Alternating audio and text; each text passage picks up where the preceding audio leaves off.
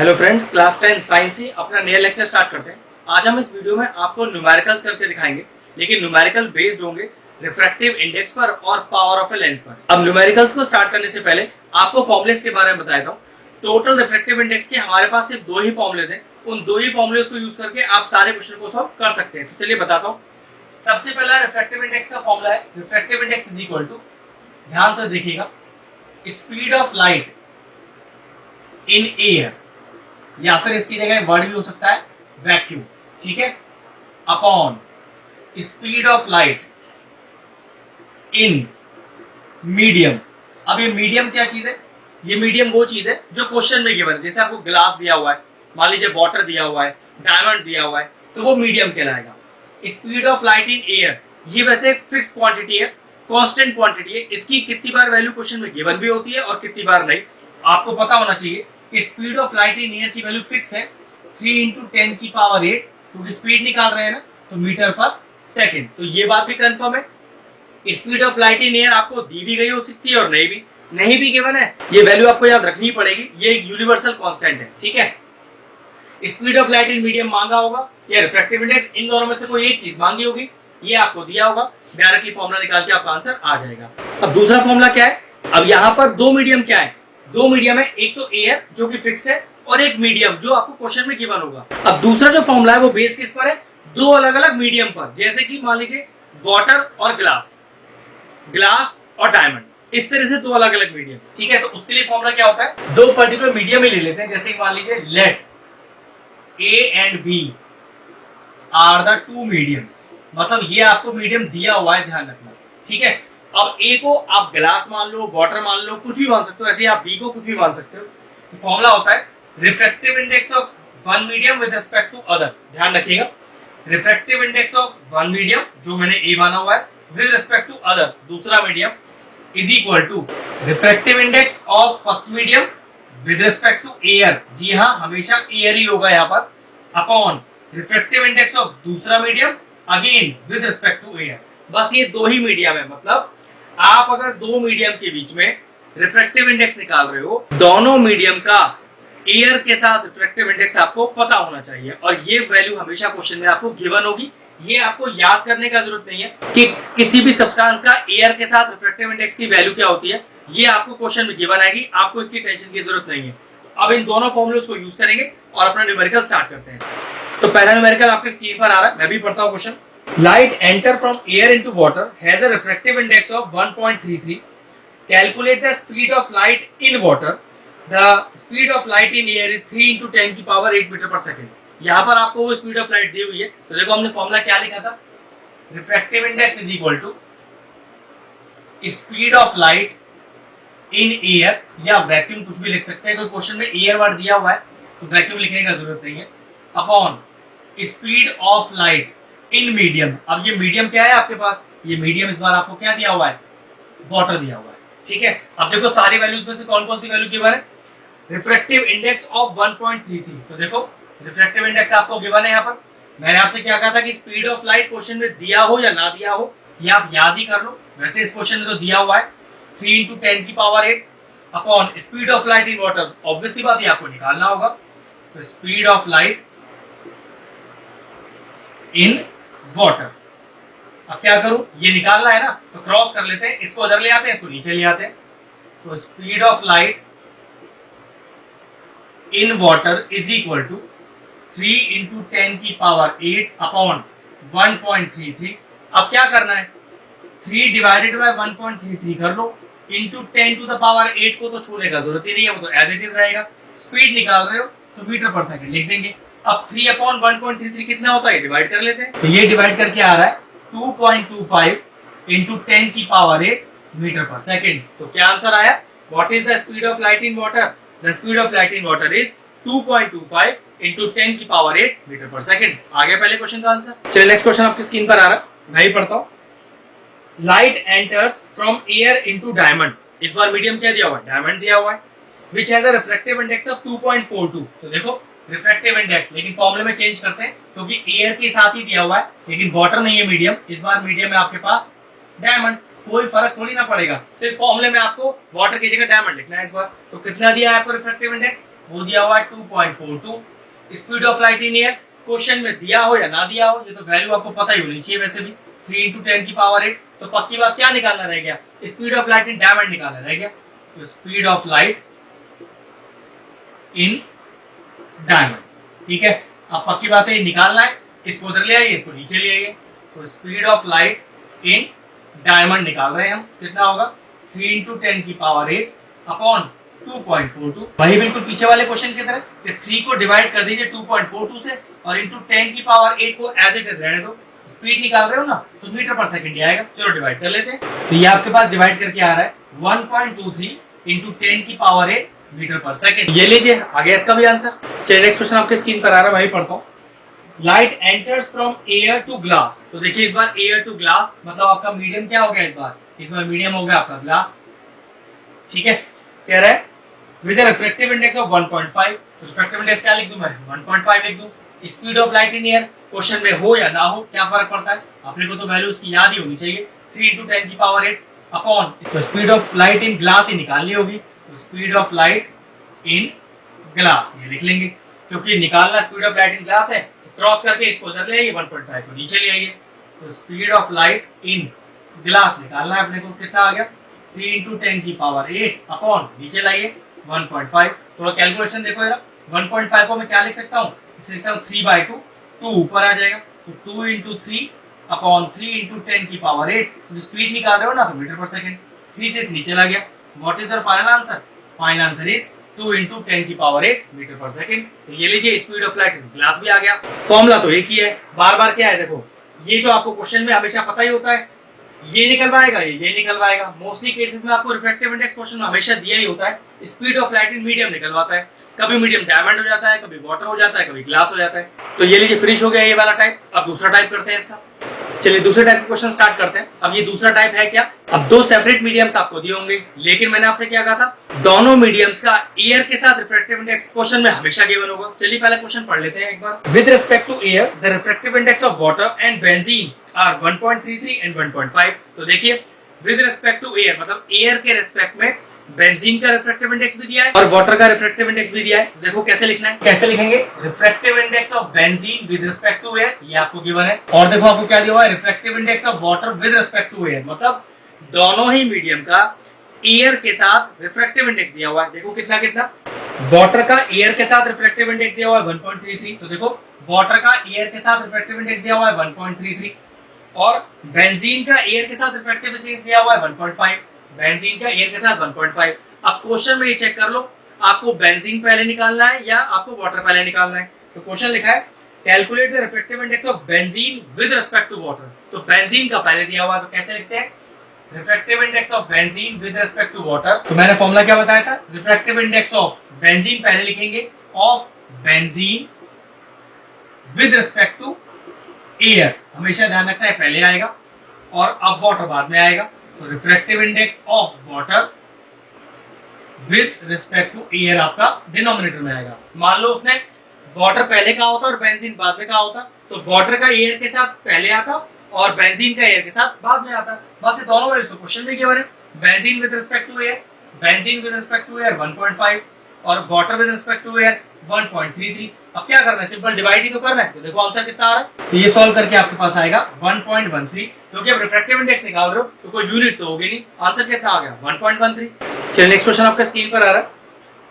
With respect to air the refractive index of kerosene is 1.44 and that of diamond is 2.42। तो देखो फिर से दो यहाँ पर मीडियम दिए हुए हैं, एक केरोसिन और एक डायमंड, और एयर के साथ रिफ्रैक्टिव इंडेक्स दिया हुआ है। तो देखो कैसे लिखेंगे, refractive index of kerosene with respect to air कितना है और refractive index of diamond with respect to air कितना है। तो देखो कितना दिया हुआ है, केरोसिन का एयर के साथ दिया हुआ है 1.44 का रिफ्रैक्टिव इंडेक्स और डायमंड का दिया हुआ है एयर के साथ 2.42 का। अब चेक कर लो पहले किसकी बात कर रहा है और बाद में किसकी बात कर रहा है। Calculate the refractive index of diamond with respect to kerosene. तो डायमंड पहले रखना है, केरोसिन बाद में। तो डायमंड पहले रखना है, तो लिखेंगे कैसे, refractive index of diamond with respect to kerosene is equal to refractive index of किसका, डायमंड, किसके रिस्पेक्ट में, with respect to air, upon refractive index of किसका, केरोसिन, किसके रेस्पेक्ट में? ऑब्वियसली बात है ये भी एयर के रेस्पेक्ट में आएगा। ये दोनों वैल्यूज आपको क्वेश्चन में ही गिवन है। वो कैसे? देखो, डायमंड का एयर के साथ रिफ्रैक्टिव इंडेक्स 2.42 और केरोसिन का एयर के साथ 1.44। क्या रह गया? डिवीजन करना रह गया। देखो कितना आंसर आएगा। ये आपके पास सॉल्व करके आ रहा है 1.68। बताया भी था, क्योंकि रिफ्रैक्टिव इंडेक्स निकाल रहे हो ना, तो रिफ्रैक्टिव इंडेक्स का यूनिट तो होता नहीं है, तो आंसर आ गया 1.68। चलिए नेक्स्ट क्वेश्चन आपकी स्क्रीन पर आ रहा है। कह रहा है with respect to air the refractive index of ice is 1.31 and that of rock salt is 1.54। इस बार दो मीडियम कौन है? आइस और रॉक सॉल्ट। एयर के साथ रिफ्रैक्टिव इंडेक्स दिया हुआ, तो देखो फिर लिखते हैं। तो refractive index of ice with respect to air कितना दिया हुआ है, और refractive index of rock salt with respect to air कितना दिया हुआ है, ये चेक कर लेते हैं। तो आइस का एयर के साथ दिया है 1.31 और रॉक सॉल्ट का एयर के साथ दिया हुआ है 1.54। बस अब चेक कर लो, पहले किसको निकालना है बाद में किसको। कह रहा है find the refractive index of rock salt with respect to air. तो रॉक सॉल्ट पहले लिखा जाएगा, तो कैसे लिखेंगे? Refractive index of rock salt with respect to ice. तो क्या फॉर्मूला होता है? Refractive index of rock salt किसके साथ? With respect to air upon refractive index of ice with respect to air. दोनों वैल्यूज तो आपको पता है, डालिए। तो रॉक सॉल्ट का एयर के साथ ये दिया हुआ है आपको रिफ्रैक्टिव इंडेक्स 1.54 और आइस का एयर के साथ आपको दिया हुआ है 1.31। फिर क्या रहेगा? डिवाइड ही करना रह गया। तो ये आपके पास कितना आ रहा है? यार है 1.18। ये लीजिए, आगे इसका भी आंसर। चलिए रिफ्रैक्टिव इंडेक्स पे एक छोटा सा क्वेश्चन और आ रहा है आपकी स्क्रीन पर। क्वेश्चन लिखा है the refractive index of diamond is 2.42। चलिए, आपको रिफ्रैक्टिव इंडेक्स दिया हुआ है 2.42 और क्वेश्चन कह रहा है कि what is the meaning of the statement. तो देखो स्टेटमेंट का मीनिंग क्या होता है, कैसे निकालते हैं इस चीज को। तो पहले अपना फॉर्मूला लिखते हैं कि refractive index is equal to speed of light in air और वैक्यूम, कुछ भी लिख सकते हैं, ठीक है, upon speed of light in medium. अब मीडियम हमें पता है क्या दिया हुआ है?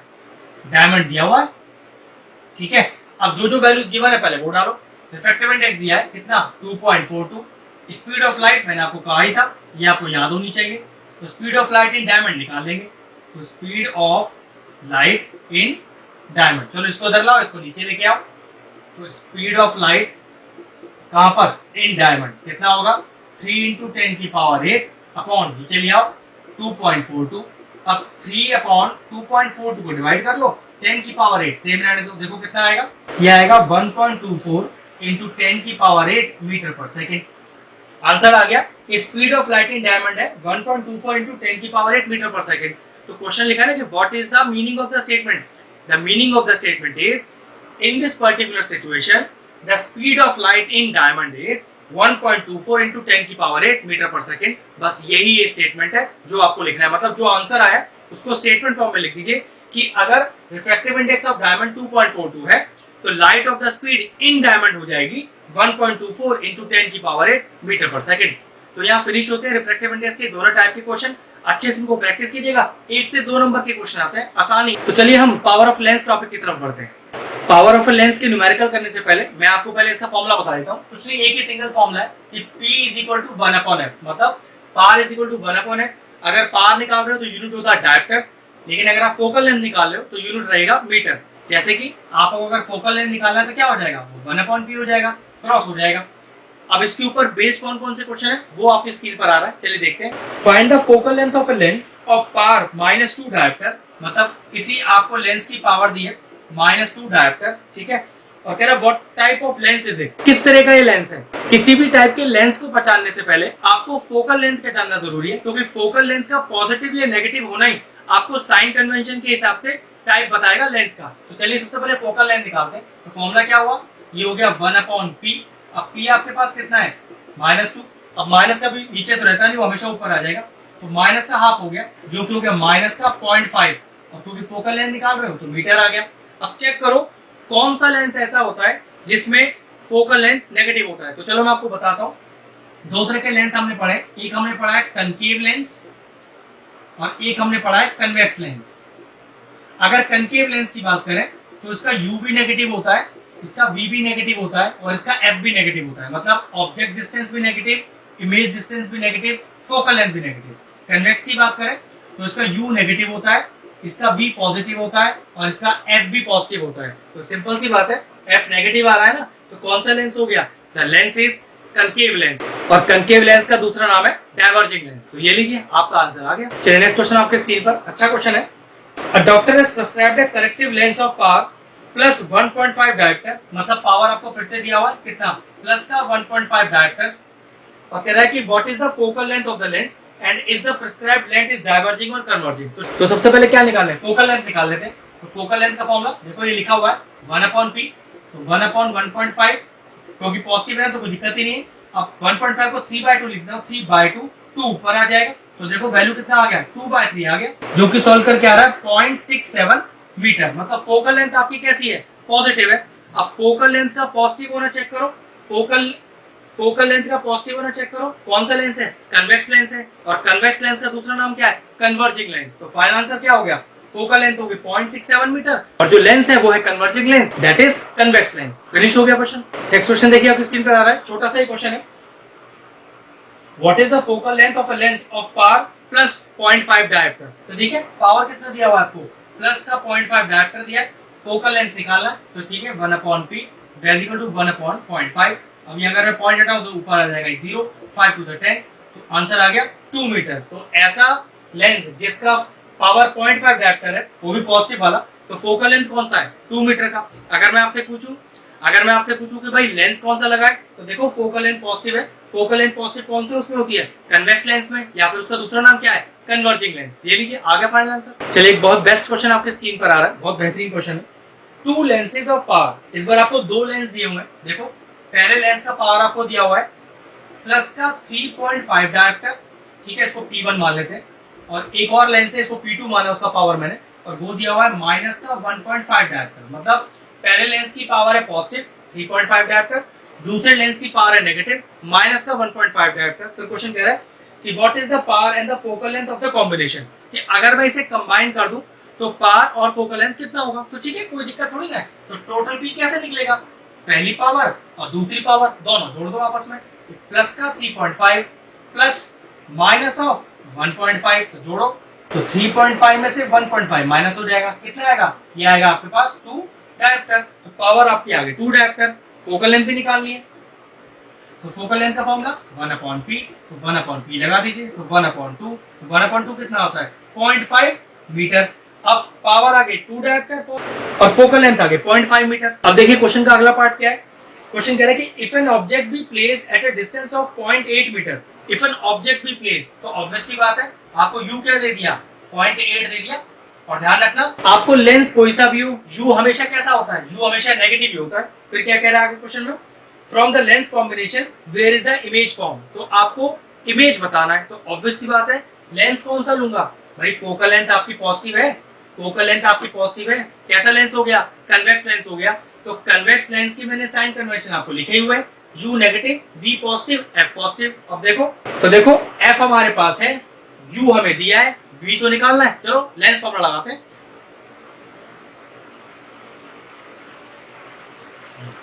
तो क्या है लेंस फॉर्मूला, 1/v माइनस का 1/u is equal to 1/f। तो 1/v, v तो अपने को निकालना है, माइनस 1/u, u कितना है माइनस का 0.8, ठीक है, इज इक्वल टू 1/f, वो है 0.5।